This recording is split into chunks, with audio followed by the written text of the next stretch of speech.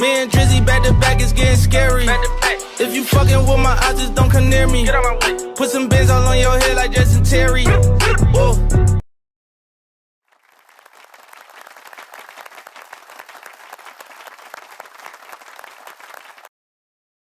Let's get it. You already know, man. Episode 295 of the Faison View podcast, man. Got my co-host Brethren here, you already know.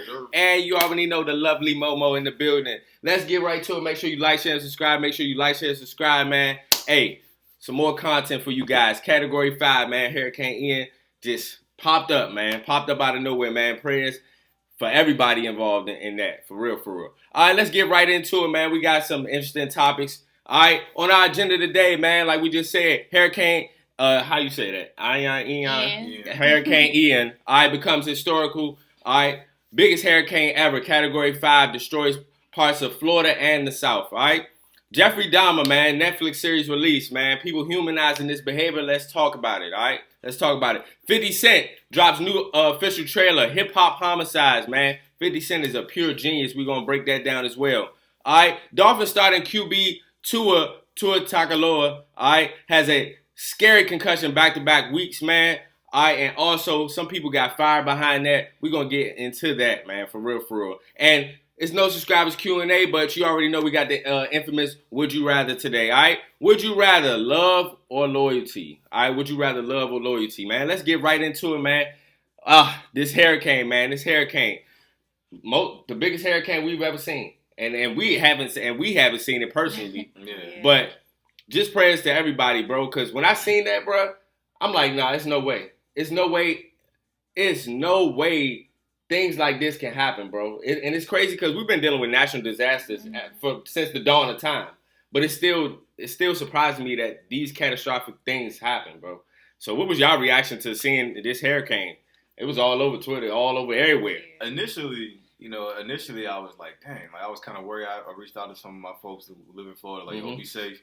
And the reaction I got back, my friend Brandon, he goes, haha, good looks, bro. Florida, we used to this. I was just like, that's true. Okay. That was a lot of reaction. And then I go online, like they making TikToks in the middle of the hurricane. They out there jet skiing. I was like, am I supposed to feel bad for Florida? I feel you. I was like, am I supposed to pray for this? Like, they don't seem like they're really much worried. Yeah, but I mean, when you looked at it, it was devastating.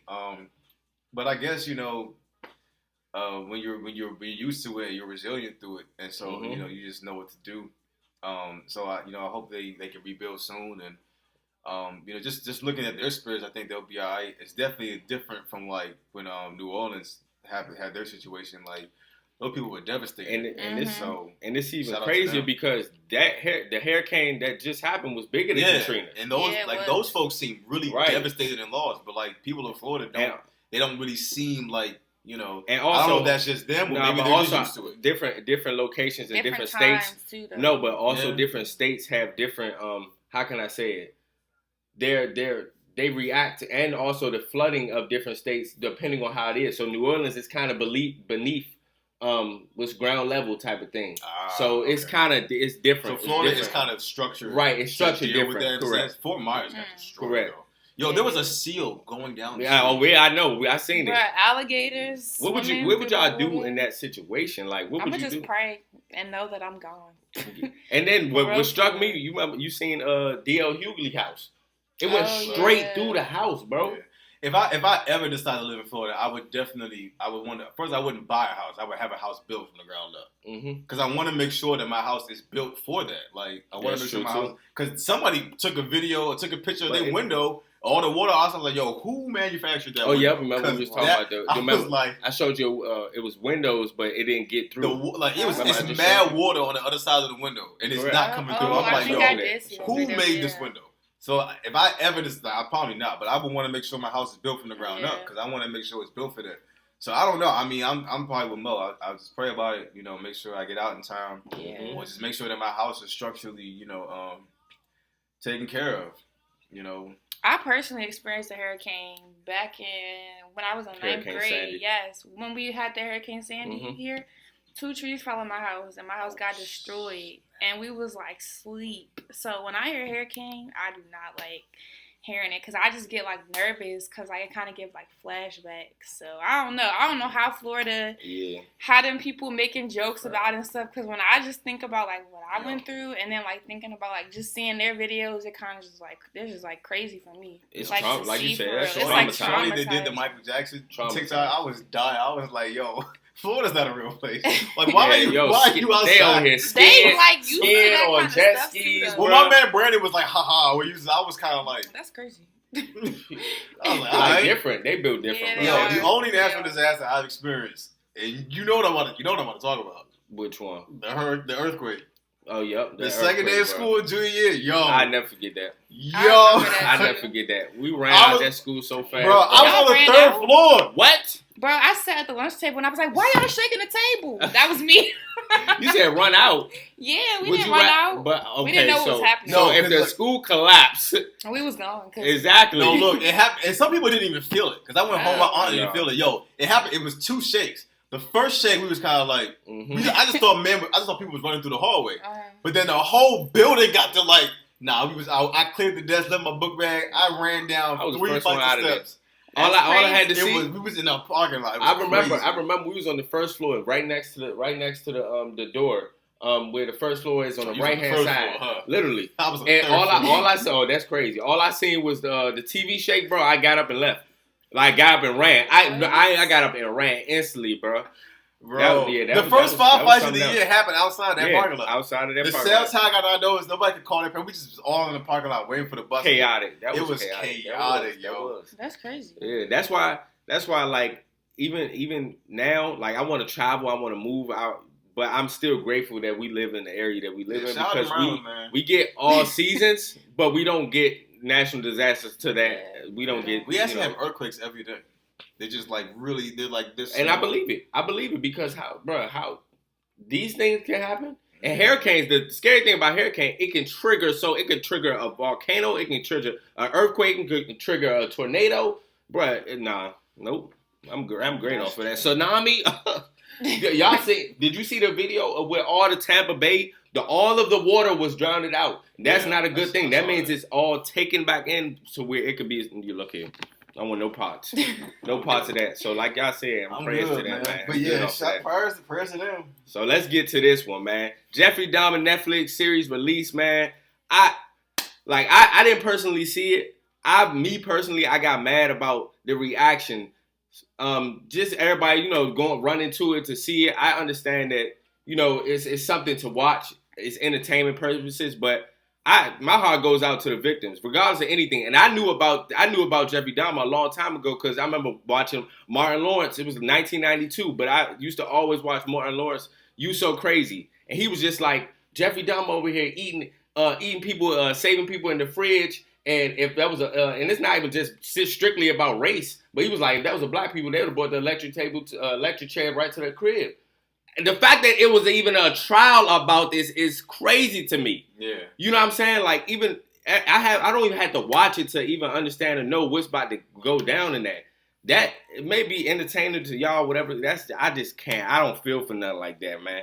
I don't feel like. I feel like we humanize the wrong behavior a lot, especially in today's era, bro. I feel like you gotta give I hope something was given to the victims before this went out. Because even if you're protecting identities, you're still having people. You're still putting relived trauma on screen. Correct. So it's like, it's kind of like I hope you gave them something, cause people gotta watch that and talk about it and relive it and think about relive it, and it happened. But I saw episode 20 1 years ago, so I'll give my piece. You want to go? What you think? And we both haven't seen it. Well, I haven't seen it, but like I'm a teacher, so like my kids be coming in like telling me about it, which is like weird because I work with 5th graders. Like, why are y'all watching that at home? But yeah, that's crazy. But like, I don't know. Like, I didn't watch it. I literally just found out about it like 5 days ago. Honestly, I didn't even know who this was, what it was.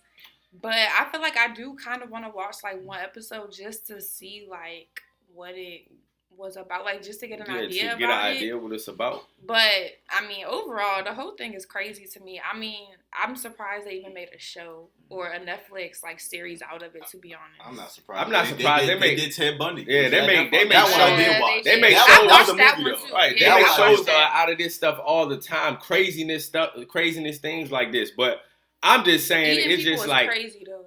it's just like, bruh. What? You know what I'm saying? It's like I can't wrap my mind around. And then only reason I get upset, bro, is this the humanizing of the behavior. Yeah. It's like it's like we treat the bad people and we treat people that are just downright probably just really sick-minded and disgusting. Treat them more normal than you may be treating the victim. Yeah. You know what I'm saying? Or somebody that's gone through it. You championing this behavior. So I'm just like, bro. All right, so I saw episode 1. That's about all I saw. So spoiler alert to anybody who hasn't seen it. For me, my issue was I was like, as someone who like when I watch certain things like horror stuff, I always, you know, I'm black, so like immediately you think of like ways to leave. Like that's the reason why I didn't like the movie. What's that movie with M. Night Shyamalan where he like kidnapped the 3 girls and he kept them and he had like 4 personalities. Mm-hmm. What the heck? I forgot what that movie was called, but he like kidnapped those girls and they had to get out. That like for me, I hated that movie because as soon as the movie started, it could have been over. Like he literally was a stranger. He got in their car and they just looked at him was like, sir. I'm like, why are you still in the car? I'm like, this movie is over. I get what you're saying. There's no way. You saying the reactions. Yeah, I'm like, this movie would have been over. There's no way I would have still been sitting there. So for me, I'm watching this like so. He gets this gay black guy to come back to his crib. And immediately opens the apartment, and it's just like the smell is like it's fuming. It smells horrible. And he's like, "Oh, what's that smell? It's reeking here." He's like, "Oh, you know, my family gave me some meat, and it expired in the freezer."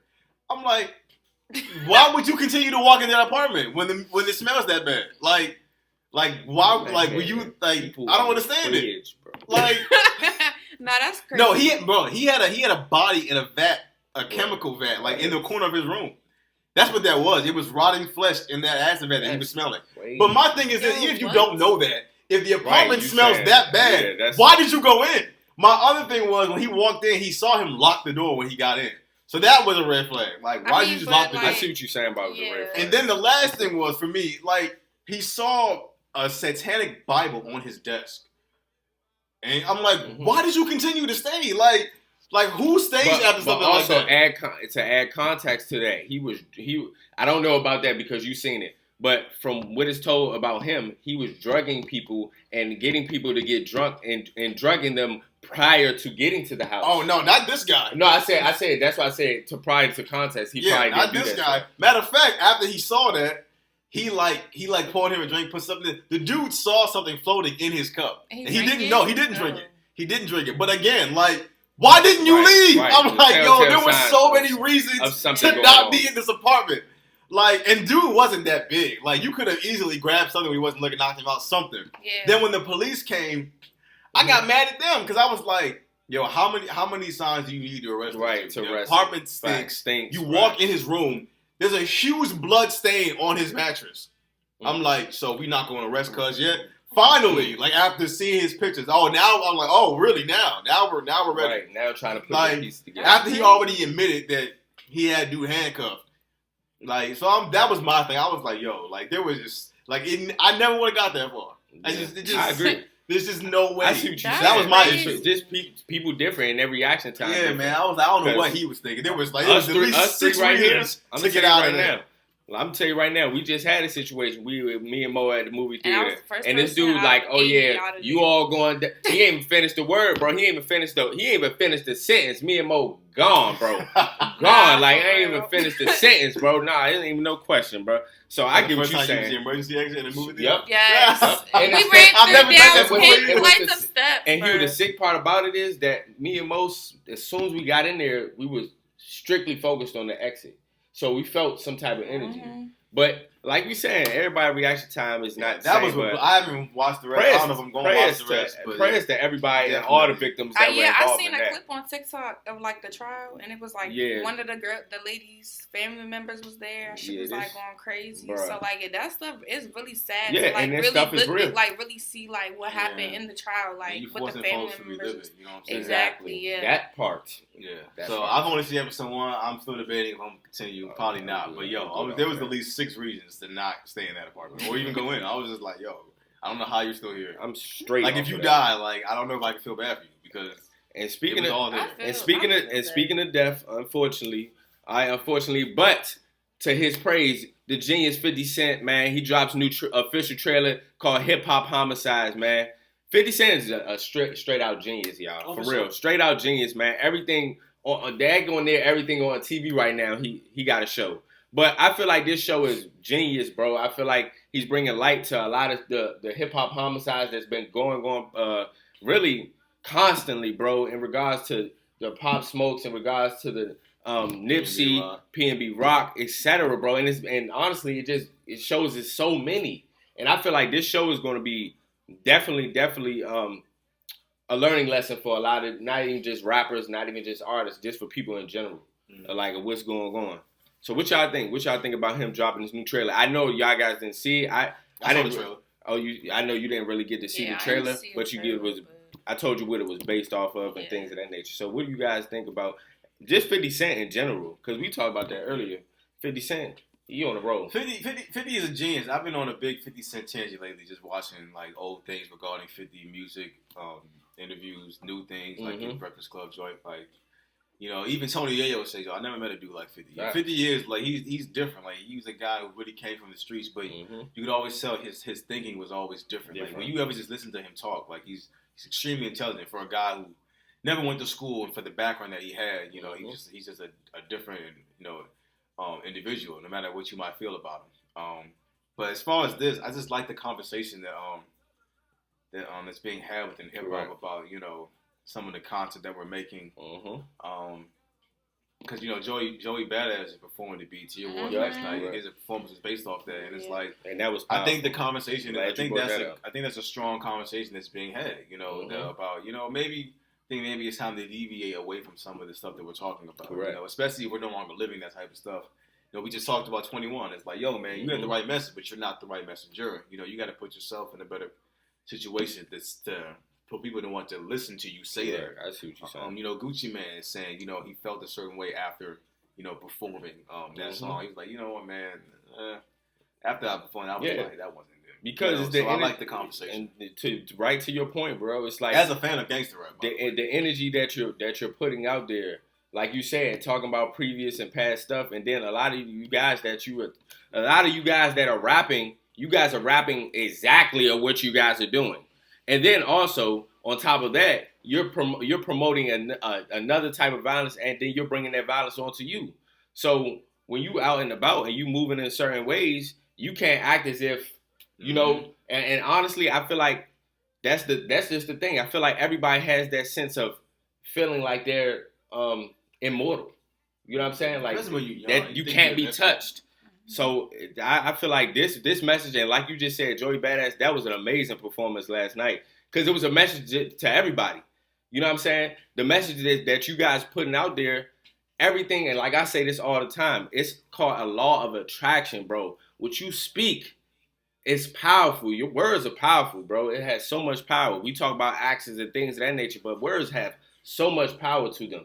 So really, I feel like this show is really going to give us some good insight on behind the scenes, and also just give us game on all the things that's going on. There needs to be more accountability in hip hop and with black folks, because it's like in one breath we want George Zimmerman to go to jail, which he should, but in the same breath we killing each other. Not to glorify a young man's death, but when everybody says something bad about King Von, everybody's so quick to get on it. But it's like, yo, dude was out here killing a bunch of folks. You got to be accountable about that type of stuff. He was. I'm not saying it was all right for him that he's gone and we want him here, but we have to be honest about that. The same thing about freaking, the YSL trial. I know we want to say free YSL. You gotta be transparent. But we have to be accountable. If those guys were, and it's an indictment, so it's pretty clear they might have. But if those guys were responsible for 50 murders within their community, it's like I understand we like them, we want them. No one wants jail, but it's like we have to be accountable. It's too much for that. pick and choosing.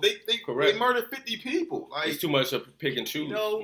So there has to be some sort of accountability when stuff like this. Absolutely. So I think 50's doing something really dope. I know he's doing something similar with the Snoop Dogg trial. Yep, correct. So that's gonna be awesome. Right. He aired with, bro. Wait, Snoop Dogg trial? Yep, yeah, Snoop. You don't even know that. We're gonna get into that. Snoop Dogg was on trial for murder back in 1994. Murder was the case that he gave. I think his lawyer was Johnny Cochran. I don't remember. It might have been Johnny Cochran. It was some really famous lawyer. But that's what that song was based on. Murder was the case. But he was facing life in prison. He was real his career just started, and it was that's what that. You ever seen that meme where he's like this? Yeah. That's what that's from. That was when that verdict kid that he was innocent. That's when he does that. So that was a real thing. Snoop Dogg's life could have been over at that instant for because he was alleged to murder somebody. He was facing life in prison. Shout out to 50, man. Yeah. Shout out to 50. You already know. I'm eager to talk about this, man. Dolphins quarterback Tua, man. Tagovailoa. My bad. But Tua, man, had a scary concussion back-to-back weeks, man. The neurotrauma consultant fired for evaluation of quarterback. All right, should he been playing the recent game, bro? This bothered me so much watching this, bro. In all my years watching, playing football, I've never seen it happen. It scared me because I thought he broke his fingers. Yeah, I thought he landed square on his fingers. I thought he broke his fingers. And it's so crazy because we talk about the protection of protection of the players, especially being football being a very, very tough sport. For real, straight down the line. It's a violent sport, and concussion has gone down. But I'm not happy about this, man. I feel like it's everybody to blame. And the consultant, the organization, some of the players, head coach. Because if this is my quarterback, and first of all, the quarterback, this is the team right here. Starting quarterback. And it makes me sick because Tua has had so much ridicule on his name for the last 2 years about how he's performing and things of that nature. So now he comes out the gate. He's performing well. They're 3-0. Everything's up. The game prior with Buffalo, he barely could stand. He was wobbling, and what scared me the most, was the fact that he was wobbling and nobody touched him after the play. Nobody touched him. He wobbled and fell. And 4 days later, and that's another problem, but that's a separate problem. But that's another problem, not giving it enough time for these players to heal. 4 to 5 days is not enough to heal in football, bro. It's a violent game. Violent, bro. I felt it. I've seen it. So played it. It's so crazy because I'm upset about this. Because you send this man back on the field, he's 23, 24. And I was talking to my father earlier. And he's very much so EMT, firefighter. He said he thought he could have died, bro. Because the left side of your brain, bro, once that swells up, depending on how the impact is, it can be detrimental to you instantly. And that type of trauma, bro, that to your nerves, to your brain, to instantly have that, that reaction, that terrified me, bro. So when I seen that, I was like, look here, there's no way that they should allow him to play, in my opinion, for the rest of the year. In my opinion, because you never know when that can happen again. Yeah, you get hit every other play. Just because of the fact that you had to do it to him twice. You're gonna have to sit him down for the rest of the year. Had you done it right the first time, he could have came back in a better state. But now you're gonna have to sit him down. My issue goes with the leadership, man. Facts, head coach. Because I remember that clip of Mike Tomlin on the Pivot podcast resurfaced, and that was always a story that I always liked when I talked about Mike Tomlin, even before that podcast. But he talked about Ryan Clark was sitting there. Ryan Clark has sickle cell. Mm-hmm. So your blood is affected in different things. So high altitude is one of those things. So whenever he played, one time he played in Denver is really high above sea level. It's hard to play in Denver, breathing. Mm-hmm. And he almost died. I remember they said in surgery they had to remove his spine to like save him.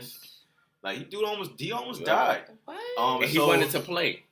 But So if you a have couple sickle years, cell, he was support. that's so but crazy. he didn't real. I mean, at that, I don't think he realized at that moment what it was. Correct. Until it happened. Mm. So there was like a couple years later, they have a playoff game in Denver, and Ryan had assembled this medical team for him, like throughout the year and stuff like that, to consult, to check him out, to make sure he's good and stuff like that.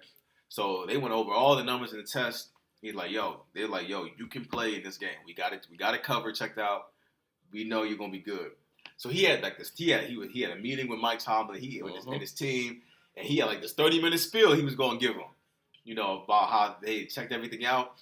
He got 5 minutes into it, and he said, Mike Tomlin said something to me that just stuck with me forever. He said, dude, if you were my son, I wouldn't even be having this conversation with you. Go live. And he didn't play. They lost that game, but he didn't let him play. He told him to stay home. And Mike Tomlin talked about on that podcast, he said, this last time we were in Denver, this dude almost died. Talk about winning a football game. I had to lay my head down at night. Correct.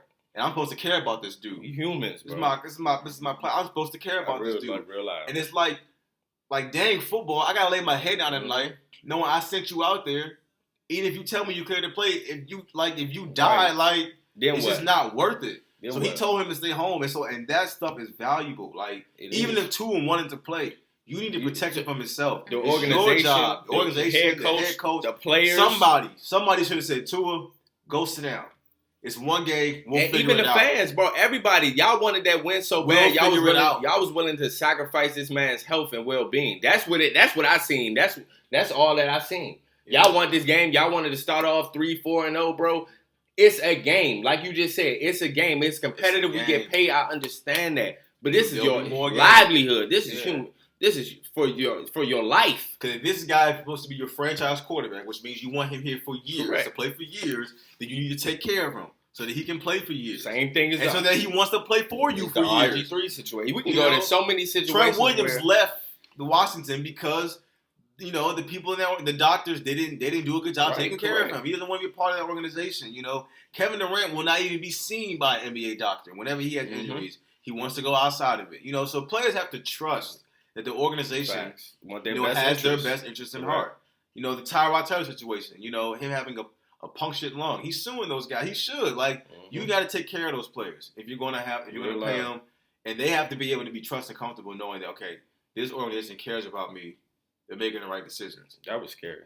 That was very scary. Yeah, I remember you showed me that video. That was crazy. But I automatically knew it was a neurological. Yeah, you did. Yeah, I did. Because, I've seen that in person. So, but, that's crazy that they even let him play. I thought he landed on his fingers. And not if your hands automatically just get stuck. Because he rolled over. That's why he rolled over. Yeah, but the way he looked at it, this man looked like he was it was the way that they was Yeah, when they zoomed in, I was like, oh, wait. It was crazy. He didn't even land on his head. Yeah. He landed on his elbow and then tapped. It was the impact. Yeah. That's crazy. Yeah, that's crazy, man. But hey, man, prayers to him, and honestly, we hope Dolphins organization make a better choice with him. And prayers to that, I don't know who that was, but prayers to that guy that made that sack. Because sometimes that stuff affects you. Yeah, when you're the one too. that does it. That's true too. Even if you don't mean it. Is that the one that I said he hit him too hard? Yeah, you did. Yeah, nah, he hit him way too hard. That's football. That's football. Nah, but the way he hit him. That's football. That's football. That's what. Because I remember. I remember I remember watching the Joe Theismann hit. Lawrence Taylor made that sack, and Lawrence Taylor got up and he was very emphatic, and he just felt so hard. He ended that man's career. He didn't mean to, but you could see it on his face on the field. He was very distraught about what had just happened. Yeah. It's the game. So I feel for that guy because that guy's got to be that's true. What? I hope he's all right. Is he gonna play again? You don't want, even if it's not your fault per se, it's still some sort of guilt that you feel about that was me. Because Lawrence Taylor felt that way because Joe Theismann never played football again after that. Correct. And he didn't go out his way to sack him. He just sacked him and his leg got mangled up. But he just felt so horrible, And so you don't want that on your conscience. That's why we gotta shoot for real. Like you just said, continue to have the best interest of these players for real, and making sure that you guys are taking care of them because football is a dangerous sport. Simply put. All right. Lastly, the infamous Would You Rather. All right. Shout out to the MLL podcast, man. I got this from them for real. I felt like this was a good one. Would you rather? Oh, you can. What you think? First. I got to ask this. Would you rather love or loyalty? That's. And then which one did you? I don't know if we did this already, but the lion and the chicken one. I know we didn't do it with Mo. We did do it. Yeah, we did do that one. We didn't do it with Mo, but not with Mo. But I forgot what. So would you rather fight? No, this one's different. Would you rather? No, we did this one, but no. So it was. Would you rather?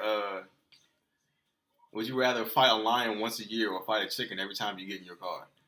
Yeah, we talked about it. Like, bro, I don't even know how to answer that. I'd rather fight a lion once a year. What is wrong with women? That's why I wanted to ask you. What is wrong with women? I don't got nothing in that one. Who do you think you are? Why would I want to fight a chicken every day? Because it's a chicken. But I can prep myself to fight a lion. How you gonna prep yourself to fight a lion? I feel like I could fight a lion off once a year. I got you. How do you wait? How do you gonna prep yourself to fight a lion? You go to training. Who do you think you are? Training for a lion? Yes. You know a lion is as strong as like 20 men? I know. But you can run. You can dodge it. No, you can't. You punch it in the nose. No, you think we're talking about a cat? I know what a lion is. Have you been to the zoo? Yeah. All right, so at the zoo, like there's this 200 foot long railing, and then like 50 yards away from that is like this hill, and then like it's like 20 feet deep, and it's like surrounding. That's how much distance they put between you and the lion. A lion. When you go to the petting zoo, the chicken be like right there. Lion will rip. But you gotta fight a chicken every day. You get in the car. It's a chicken. Just grab the chicken. That's crazy. I mean, it is crazy. But that's why. It's a good. Would you rather? But on your bike. It's a chicken. I'm gonna fight a lion. No daggone lion. That's different. I don't know why. Every time I ask, women always have to fight the lion. Like, what? Who do y'all think y'all are? I'm good. I'm good off of both. I'm not fighting a lion. I'm great off of both. All right, but that was a good one. That was a good one. We discussed that, but that was a good one. All right, but would you rather love or loyalty? All right, I got this from the MLL podcast, man. Would you rather love or loyalty? My opinion, I'd rather loyalty. Reason why I say that is you can have people that love you wholeheartedly and not be loyal to you. You see that all the time. But do they really love you if they're not loyal? Yeah.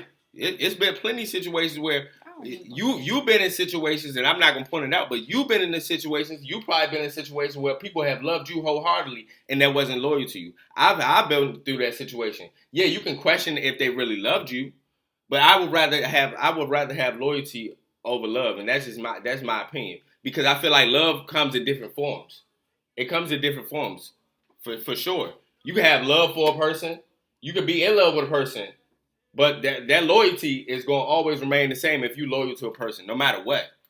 I've had family and friends betray me before, and I felt like they wholeheartedly loved me. So I would say loyalty. I don't know what y'all think. I'm giving some perspective on it, but I would say loyalty. I mean, I think it's hard to have either without it being hand in hand. I would say it's hard to not have a hand in hand. Yeah, so it's hard to have either without the other.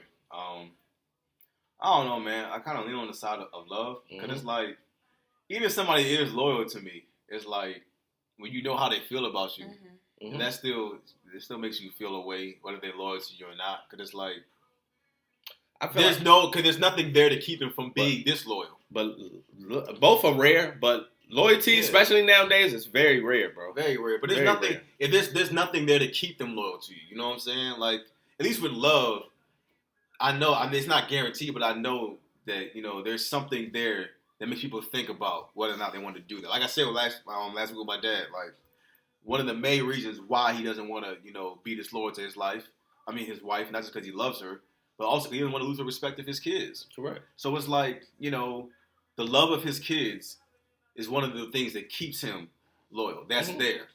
So that's how I think. I feel like it's hard to pick. Yeah, I know it's hard to pick between the two. Like, what you think?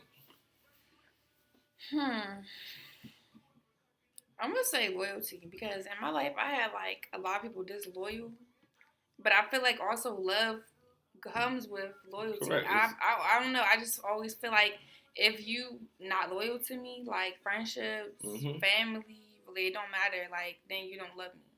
So that's why I just feel like I'd rather have loyalty, because I feel like love comes with that. Like, you can love somebody and not be loyal. Because my thing is, like, why are you loyal to somebody you don't, like, feel a way about them? friends, business, right? Friends. I do feel like they was like, why are you loyal? To your point, to That's both why y'all I'm saying, points, like, how I feel like it coexists. Yeah, so it's like they don't coexist, but I just feel like just me being honest, loyalty is so rare. Love just goes. That's and that's different forms of love.